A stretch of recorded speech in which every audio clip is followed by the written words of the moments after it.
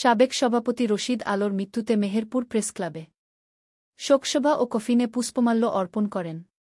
মেহেরপুর প্রেসক্লাবের সাবেক সভাপতি রশিদ হাসান খান আলোর মৃত্যুতে মেহেরপুর প্রেসক্লাবের সামনে শোকসভা ও কফিনে পুষ্পমাল্য অর্পণ করেন। মেহেরপুর প্রেসক্লাবের সাংবাদিকগণ ও বিভিন্ন শ্রেণী পেশার মানুষ অংশগ্রহণ করেন।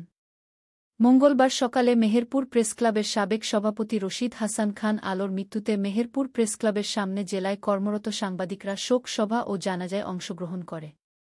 মেহেরপুর প্রেসক্লাবের সভাপতি ফজলুল হক মন্টুর সভাপতিত্বে শোকসভায় বক্তব্য রাখেন মেহেরপুর প্রেসক্লাবের সাবেক সভাপতি আলামিন হোসেন, ফারুক হোসেন, সাবেক সাধারণ সম্পাদক ও মুজিবনগর খবর.কমের সম্পাদক মহসিন আলী আঙ্গুর, সাংবাদিক মনিরুল ইসলাম, জি.এফ মামুন লাকি, মামুন প্রমুখ। জানায়া শেষে মেহেরপুর পৌর কবরস্থানে মরহুমের দাফন সম্পন্ন হয়েছে। উল্লেখ্য, গত সোমবার রাত 7:30টার সময় মেহেরপুর পৌরসভার ৯ নং ওয়ার্ড পন্ডের ঘাট নিবাসী মৃত অ্যাডভোকেট আব্দুল হামিদ খানের মেজ ছেলে মেহেরপুর প্রেসক্লাবের সাবেক সভাপতি, দৈনিক মেহেরপুরের প্রকাশক, সম্পাদক ও হোটেল বাজার ব্যবসায়ী সমিতির সাবেক সভাপতি সাংবাদিক রশিদ হাসান খান আলো ৬/৪ ইন্তেকাল করেছেন। ইন্নালিল্লাহি ওয়া ইন্না ইলাইহি রাজিউন।